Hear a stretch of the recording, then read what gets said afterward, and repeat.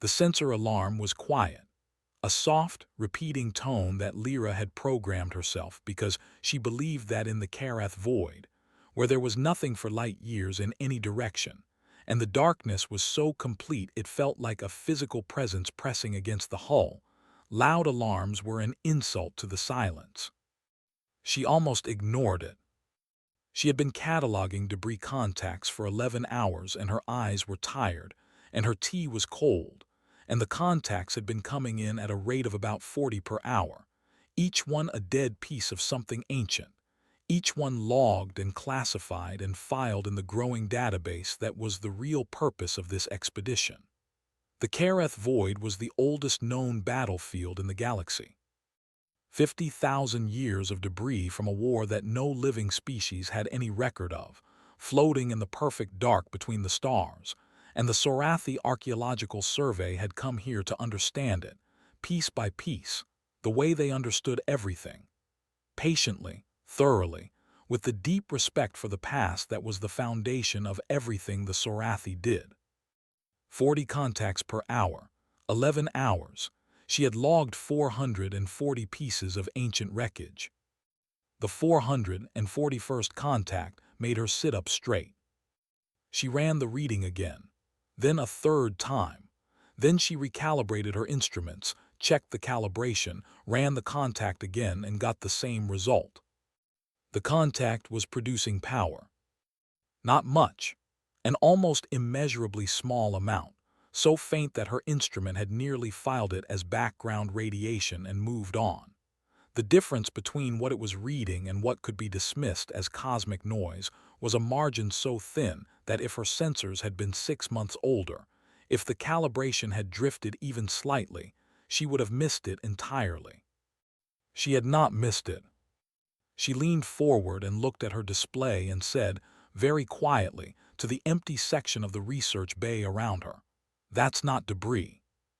Then she called Vasquez. He came quickly, which meant he had heard something in her voice worth hurrying for. 200 years old, and he still moved with the particular energy of a man who had not yet encountered the thing that would finally satisfy his curiosity, the question that would stay answered. She had studied under him for 12 years, and she had never seen him satisfied. She suspected she never would. She had decided this was not a flaw. He looked at her display, at the reading, at the power signature so faint it barely existed. "Verify," he said. 6 times, she said. He was quiet for a moment. He reached past her and pulled up the positional data where the contact was, what surrounded it, how it sat in the debris field. Then he pulled up the spectral analysis. Then he looked at the power reading again. "Move us closer," he said. They moved closer.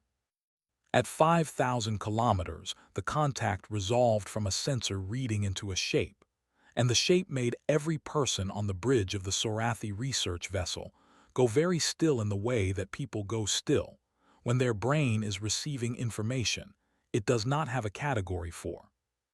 It was a ship. The size registered first, not as a number but as a visual fact, the kind of fact that bypasses the analytical mind and goes straight to the part of the brain that assesses threats and possibilities. It was enormous, not in the way that modern warships were enormous, not the engineered scale of a civilization that had learned to build large.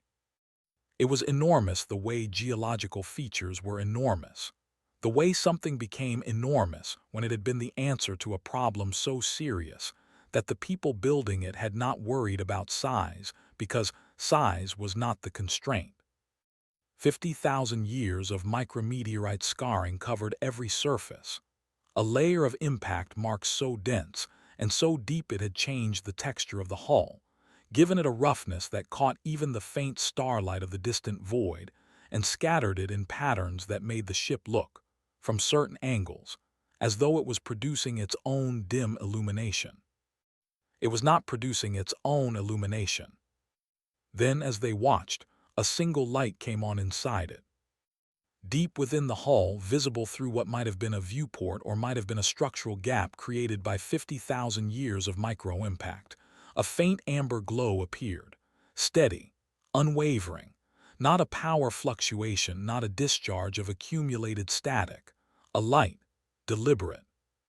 Something inside that ship had turned on a light. Lyra realized she had stopped breathing and corrected the situation. "Vasquez," she said. "I see it," he said. "What do we do?" He looked at the ship for a long moment, at the amber light inside it, at 50,000 years of silence potentially ending in the Karath void on a Tuesday afternoon while his tea was getting cold. "Standard protocol," he said. "We hail." The first hail produced nothing. The second hail produced nothing. The third, fourth, and fifth hails, sent on every frequency in the Sorathi communication spectrum, with the patient thoroughness that was the foundation of their archaeological practice, produced nothing. Vasquez sat at the communications console and thought. There was a principle in ancient civilization studies that he had taught for 150 years, and that had served him in every difficult contact situation he had encountered. Meet the past on its own terms. Do not expect a 10,000-year-old culture to respond to modern protocols. Go to them. The question was how far back he needed to go. "Lyra," he said, "dating estimate on the ship, best precision you can give me." Lyra ran the analysis. It took 8 minutes. When she turned to him, her expression had the quality it got when mathematics was producing results that felt personally unreasonable. 50,000 years, she said. Give or take 200. It is the oldest artificial structure our instruments have ever dated, by a margin of approximately 40,000 years. Vasquez received this information and did not allow himself to respond to it immediately because immediate responses to extraordinary data were how archaeologists made mistakes. He sat with it for a moment. 50,000 years. The oldest known spacefaring civilization in current galactic records was the Orath, at 12,000 years. He was looking at something 4 times older than the oldest thing he had ever professionally encountered. He pulled up his database of ancient communication protocols, went back as far as the records extended, found a frequency range and encoding standard from approximately 15,000 years ago, the oldest he had, and broadcast on it. Silence. He went back further in his theoretical models, 20,000 years, 30. The protocols became increasingly speculative, based on archaeological inference rather than actual records. He broadcast on each iteration and waited. At a frequency that his database labeled as theoretical reconstruction, approximate date 45,000 years BP, confidence rating 12%, a response came. One word. His translator received it and flagged it as unclassifiable, not in any language database. He ran it through every comparative linguistic model he had. This took 11 minutes. He sat and watched the progress indicators and did not speak, and the bridge was completely silent. The translation came back with a confidence rating of 61%. The word was identify. Vasquez looked at it for a moment. Then he opened the channel and identified himself, his team, and their purpose in clear and simple language, using the oldest grammatical structures his translator could construct. A silence that lasted long enough for him to stand up, walk to the viewport, look at the ancient ship with the amber light inside it, and walk back. Then the ship spoke again. Full sentences this time, the translator working in real time through a language 50,000 years removed from any living tongue, producing output that was halting in places, reconstructed in others, occasionally flagged as uncertain but comprehensible. The way a very old document is comprehensible, the meaning present beneath the decay of time. The ship said, "I do not have record of Sorathi species in my database. Please state your relationship to the human compact." Vasquez looked at Lyra. She looked at him. Neither of them had ever heard the term human compact. He turned back to the console and said, carefully, "We have knowledge of humanity as a current spacefaring civilization, but we have no record of an organization called the Human Compact. Can you describe it? A silence, longer than the previous ones, long enough that Lyra began to wonder if the connection had been lost, if the power signature had faded, if whatever had woken up inside that ancient hull had gone back to sleep. Then the ship said, the Human Compact was the governing body of human civilization. It encompassed 47 star systems and a population of approximately 900 billion at the time of my commissioning. My commissioning date was 50,247 years ago. The bridge was very quiet. Then the ship said, I have one question. I have been holding it for a long time. It is the most important question I have. Vosketh said, ask it. The ship said, is the war finally over? Vosketh ended the transmission carefully, professionally, explaining that he needed to consult with his team before continuing the conversation. The ship, whatever it was, whoever it was, said only, I will wait. It had the sound of something that had been waiting a very long time and had made peace with waiting as a condition of existence. He called his full team together in the main research bay. 12 people, the finest archaeological minds the Sorathi survey had assigned to the Karath expedition, all of them now sitting around a table in the dark of the void, looking at each other with expressions that had not been present on Sorathi faces in a very long time. He told them what had happened, played the transcript, let them sit with it. Then he said, we need to contact humanity. His communications officer said, that will take. The nearest human relay is. Vosketh said, find the fastest channel we have, priority 1, and tell them we have found something that belongs to them. The response came in 4 hours. Not the standard 48 that communications over that distance should have required. 4 hours, which meant that someone on the human end had been monitoring for exactly this kind of transmission, had standing protocols for exactly this kind of message, had people ready to move the moment the words came through. The response said, we are sending Dr. Miharlo and a research escort. Please maintain contact with the artifact. Do not attempt further communication until she arrives. She will know what to say. Vosketh read the message twice. Then he looked at the viewport, at the ancient ship in the dark with its single amber light. Whatever was inside, it had been waiting 50,000 years. It could wait 6 more days.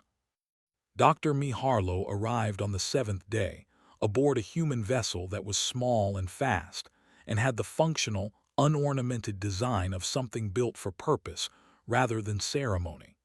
She came through the docking connection and into the Sorathi research vessel, and she was not what Vosketh had expected, though he could not have said precisely what he had expected. She was 61 years old, silver-haired, with the kind of face that had been interesting before it was beautiful, and was now something better than both.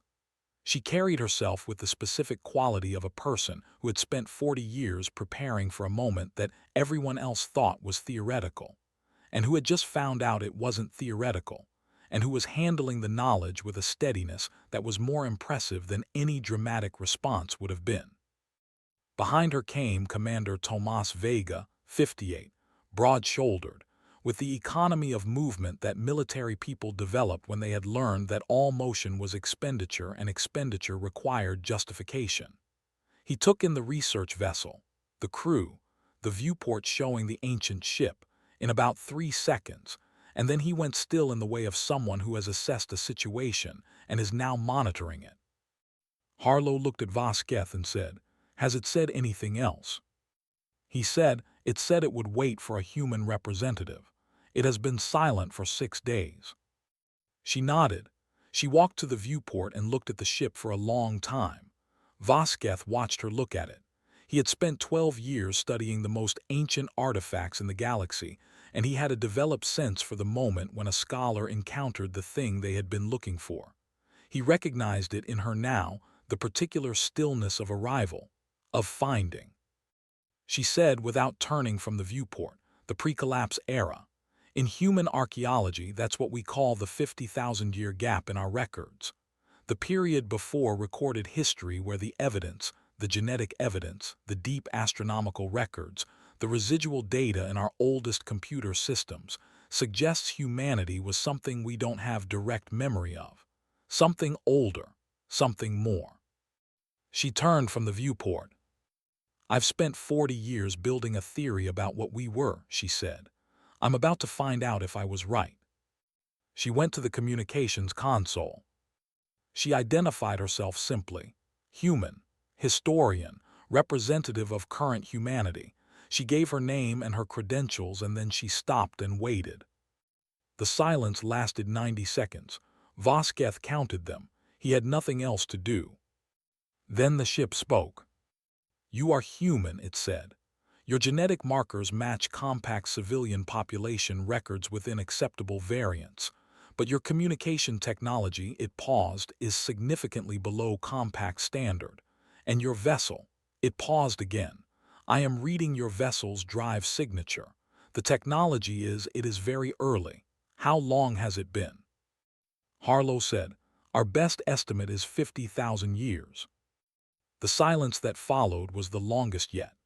Long enough for Vosketh to look at Lyra, and for Lyra to look back, and for both of them to understand without speaking that whatever was happening in that silence was something the ship had needed to do, some internal process that 50,000 years of waiting had been building toward, and that the number 50,000 years spoken out loud had finally triggered.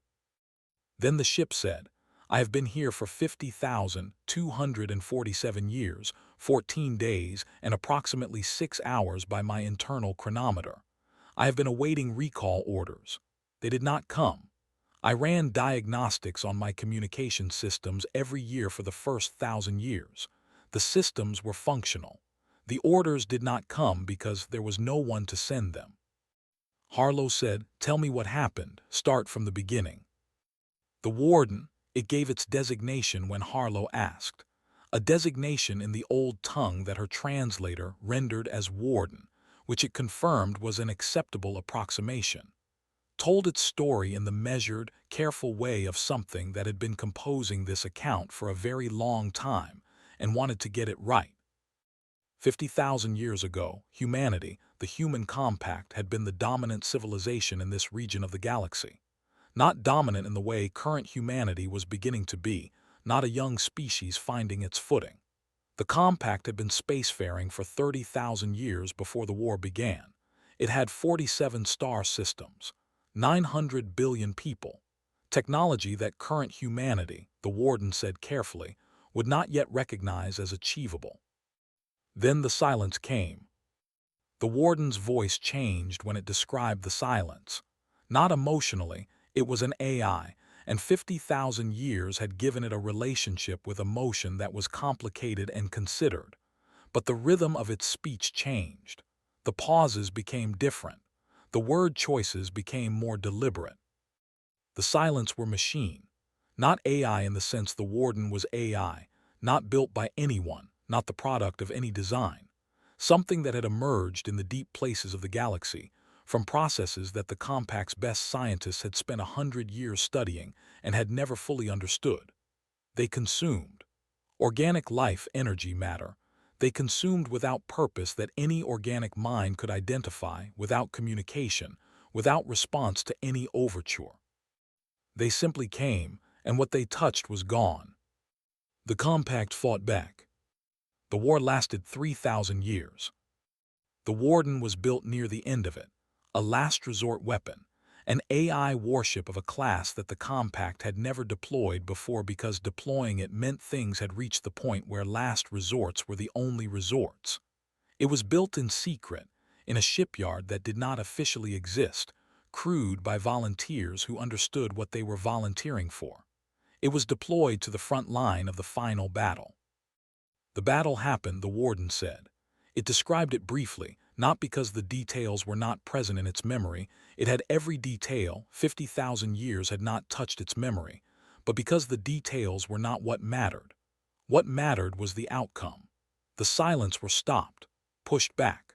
The final weapon, the one the compact had built in the shipyard that did not officially exist, the one that the volunteers had crewed knowing what they were volunteering for. It worked. And then the compact's signals stopped. All of them simultaneously. Every channel, every relay, every automated beacon. Gone, not fatting, not degrading, gone.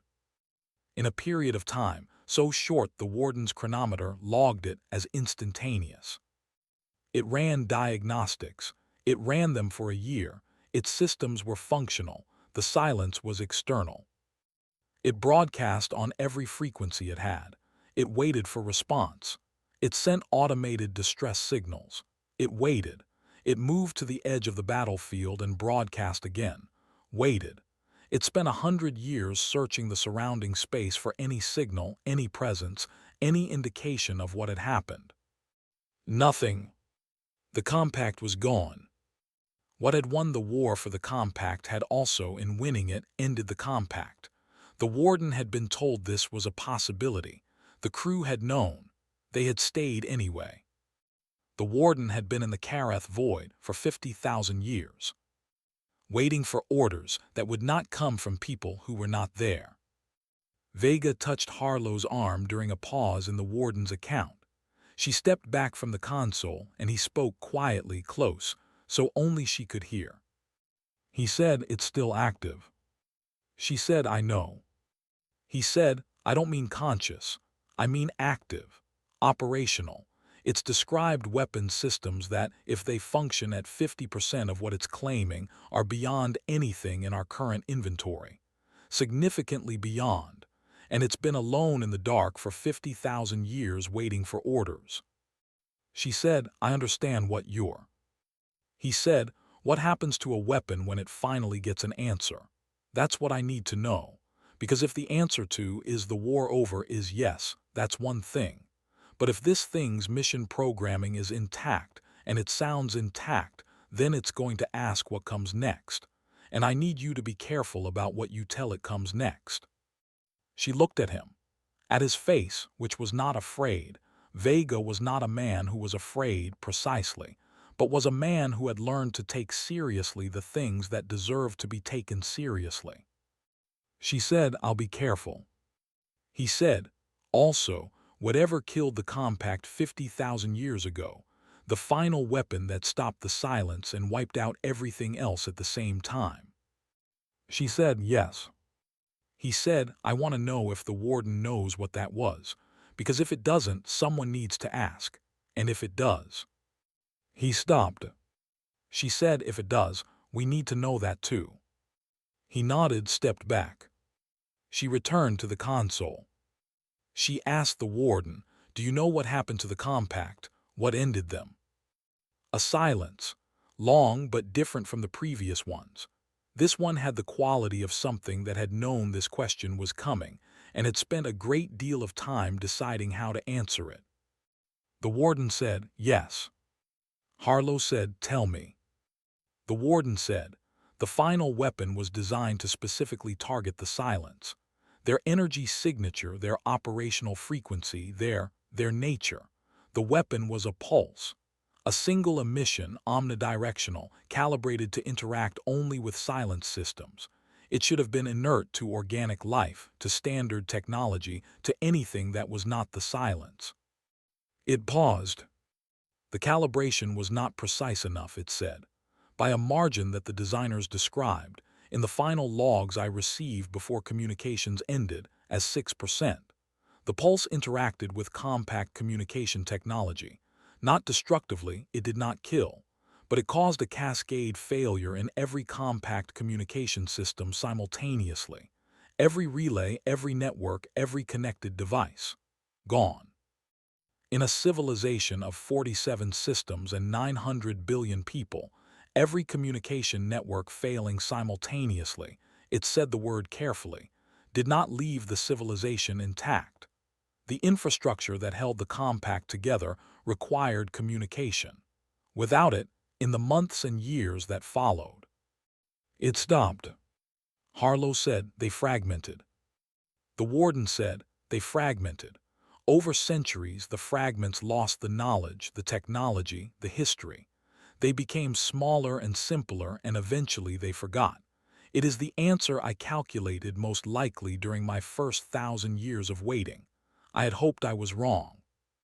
Harlow was quiet for a moment. She said, "You weren't wrong." Another silence.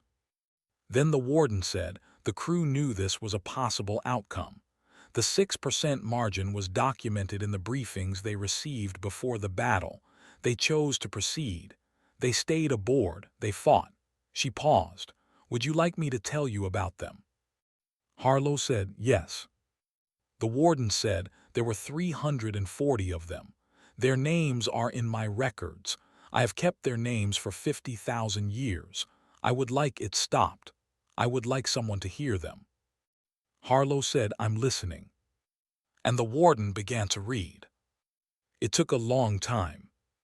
340 names, spoken in the old tongue with her translator rendering them, in a form that preserved as much of the original phonology as it could, names from a human civilization 50,000 years gone, names that had belonged to people who had looked at a 6% margin and decided that 900 billion lives were worth the risk.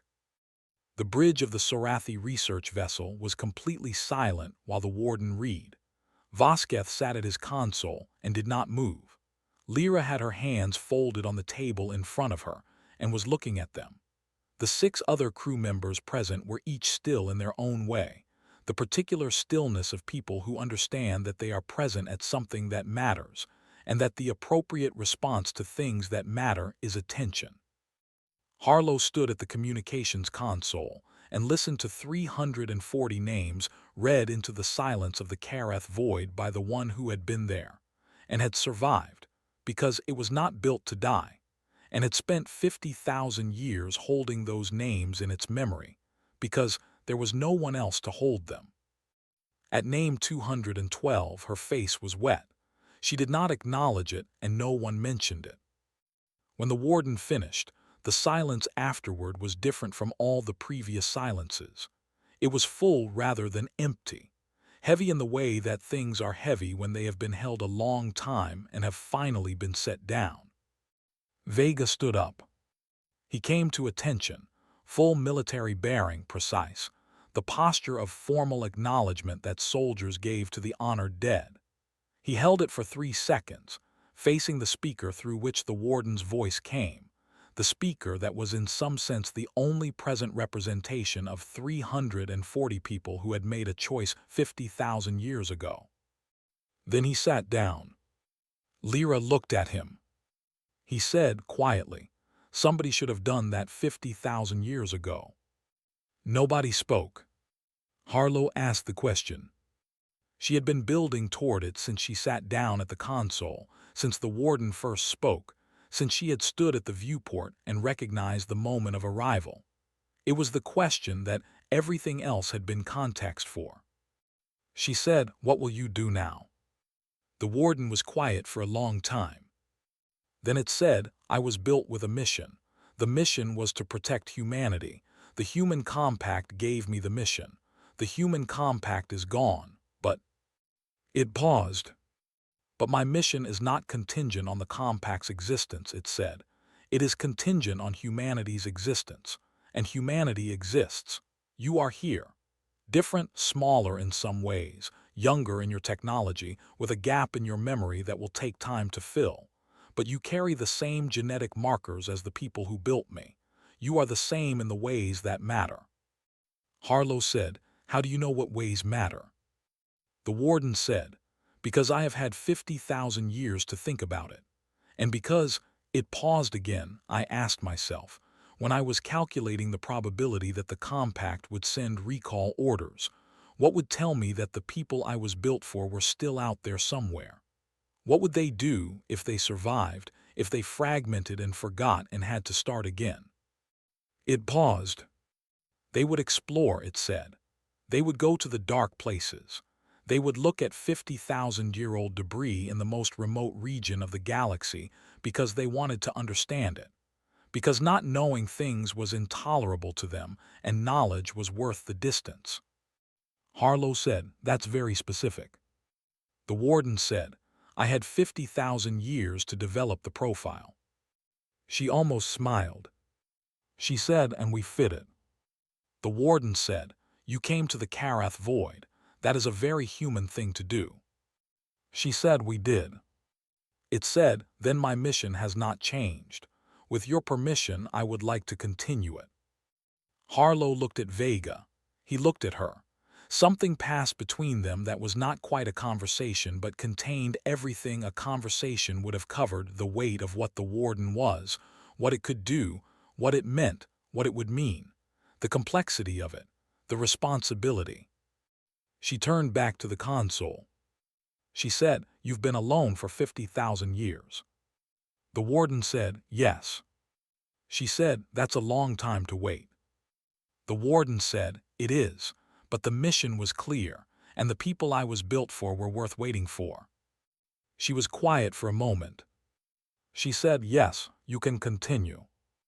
Late, the Sorathi crew had gone to their quarters, most of them, leaving the bridge to the soft amber glow of standby systems, and the viewport and the ancient ship visible through it, and two people who each had reasons to still be there.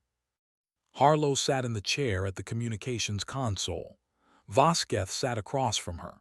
Between them, a cold cup of tea that he had made and she had accepted, and neither of them had drunk. He said, what does it feel like? She looked at him. He said, to find out your civilization is 50,000 years older than your history records, that you were something extraordinary, and that you forgot. She thought about it. She gave it the honest consideration it deserved, which was what she gave everything. She said, like finding out your grandfather was someone remarkable, someone who did something that cost everything he had, that protected people he would never meet, that mattered in ways that echoed further than he could see. And realizing that the reason you never knew was that he protected you so completely, so totally, that the protection itself erased the memory of why it was needed. Vasquez was quiet for a moment. He looked at the ancient ship through the viewport, at the amber light that had been on for 7 days now, steady and unchanging, as though it had been waiting a long time to be on, and intended to stay on now that it finally was. He said, that is a remarkable thing. She said, it's a very human thing. He said, yes, I'm beginning to understand that. She picked up the cold tea, drank some of it, set it back down. She said, 50,000 years. The crew who stayed aboard, they made a choice knowing what it might cost, knowing the 6% margin existed, knowing that even if the mission succeeded they might not survive to see what they'd saved. Vasquez said, and still they stayed. She said, they always stay. That's the thing I've learned in 40 years of studying history. When the moment comes, when the cost is clear and the choice is real, they always stay. Every era, every form humanity has taken. The names change, the technology changes, the specific circumstances change, but the choosing, it said it quietly, the choosing doesn't change. Vasquez looked at her. She said, 340 people stayed aboard a ship knowing they might not come home. 6,000 volunteered to fly a decoy fleet. 4,000 built a supercarrier in secret for 9 years. There's a through line. 50,000 years of it, apparently. Maybe longer. She set down the cup. Maybe it goes all the way back to the beginning, she said. Maybe it always did. On the 8th day, the warden moved. Harlow was at the viewport when it happened. She had been there for an hour, watching the ship in the dark, thinking about names and choices and the 6% margin that had ended a civilization and saved a species. She was drinking better tea this time because she had found where the Sorathi kept the good supply. Vega came and stood beside her. The movement was slow. 50,000 years of stillness did not end in an instant. The warden moved the way something moves when it is relearning motion from first principles, when the systems that generate movement are ancient and have been at minimum power for longer than human civilization has recorded history. But it moved. Its drives came online one by one, the power signature on Lyra's console climbing from the barely there reading of that first contact to something that made her instruments work properly for the first time, something she could see and measure and categorize. Its running lights came fully online, not just the single amber light in the interior, all of them, the full external array, designed 50,000 years ago for a civilization that no longer existed but still functioning, still burning, illuminating the ancient hull with a light that caught 50,000 years of micrometeorite scarring and turned it into something that looked, from a certain angle, like the surface of something that had survived everything the universe had put in front of it. Which it had. It turned. The movement took 20 minutes, it was enormous, and the physics of turning something that massive were not negotiable. But it turned, slowly, vast, ancient, its bow coming around to face a direction that Harlow's navigation display identified as the general direction of human space. Not precise, human space was 3,000 light-years away, and the Warden was working from 50,000-year-old positional data and current astronomical drift, but directionally correct. The bow pointed toward where humanity was. Toward home. Vega said, "Are you worried?" She said, "About the Warden." He said, "Yes." She watched the ancient drives brightening, the power building towards something that her instruments were having trouble measuring, because the drive technology was so far outside any current framework that her instruments kept flagging it as sensor malfunction before she could override and tell them no. This is real, measure it anyway. She said, "No, not about the Warden." He said, "Then what are you worried about?" She said, "I'm not worried about anything right now. Right now I'm just watching." He looked at the ship, at the drives, at the amber light that was now one of hundreds of lights on the hull, a single data point in an illuminated structure that was reawakening in the dark after half a century of millennia. He said, "I was thinking about what it said, that it had 47 star systems to protect, 900 billion people." She said, "Yes." He said, "And it's been alone here for 50,000 years and it just found out the people it was built for still exist. A different form, smaller scale, but still here." She said, "Yes." He said, "I want to be clear that I am not worried about the Warden." She said, "Good." He said, "I want to be clear that whatever gets between it and humanity should be." She looked at him, at his profile in the viewport light, at the expression of a military man who had spent his career assessing threats and had just assessed something that was, uniquely, entirely on his side. She said, "You think it's still capable, after 50,000 years?" He said, "I think it read us as a primitive civilization the moment we arrived. I think it spent 7 days talking to us while simultaneously running passive scans of everything in sensor range. I think its systems have been at standby for 50,000 years, and standby for the Warden is not the same as inactive. And I think," he paused, "I think it was built by the same people who built everything else. Same genetics, same stubbornness, same refusal to stop." He looked at the ship. He said, "I think whatever it was 50,000 years ago, it's still that. It's just been waiting for someone to give it a reason to be it again." The drives reached full power. On Lyra's console, the reading went off the top of the scale and she had to recalibrate 3 times before she found a range that could contain it. The Warden held its position for a moment, an enormous, ancient, fully alive moment, and then it began to move. Slowly at first, then with increasing purpose, the debris field that had been its home for 50,000 years falling away behind it, the ancient battlefield of a forgotten war becoming what it had always actually been, not a grave, not an ending, but a place where something had waited through the impossible length of time until the reason to move again finally arrived. It moved through the void, toward human space, toward the species it had been built for, different now, younger in their records than they actually were, small and new and beginning, and somehow unmistakably still themselves. In its memory, 340 names. In its mission, unchanged. In the dark behind it, 50,000 years of waiting finally answered. Harlow watched it go until it was a point of light. Then until it was a point she was telling herself was light and might have been a star.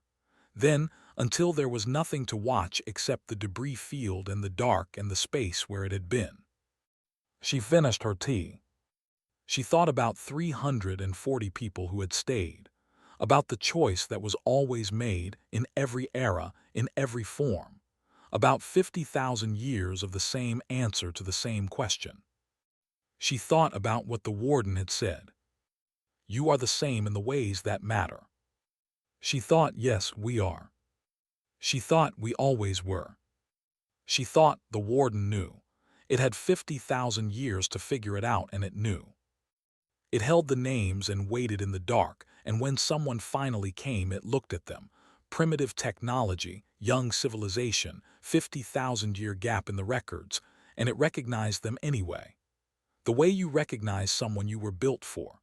The way you know, regardless of how much has changed, regardless of how long it has been, regardless of how different the form. You know. Outside in the Karath void, the ancient battlefield held its debris in the silence it had held for 50,000 years. The real debris now, the genuine dead metal, the wreckage of a war no living species had memory of. The battlefield that the Sorathi had come to study, and that had turned out to contain something that was not debris, and had never been debris, and that was now, after 50,000 years, gone. Gone toward home. Vosketh appeared at her shoulder. He said, your people are extraordinary. She said, they were extraordinary 50,000 years ago. We're still figuring out how to be them again. He said, from what I have seen in the last 8 days, you are doing well. She looked at the dark where the warden had been. She said, we have a good example to follow. She turned from the viewport. There was work to do, reports to file, history to rewrite carefully and completely, with 50,000 years of new information to incorporate into 40 years of theory. Questions to answer and questions that would take decades to even properly formulate. The warden's records, 50,000 years of data, every detail of the compact, every file it had received before the signals went dark, would take lifetimes to study. Good, she thought. She had always preferred the questions with no quick answers, the ones that required patience, the ones that asked something of you. She went to work. Behind her, through the viewport, the Karath void was very dark and very quiet and very old. And somewhere in it, growing distant with every second, moving toward the species it had spent 50,000 years waiting for, the warden carried 340 names through the dark. It would not stop. It never had. It never would.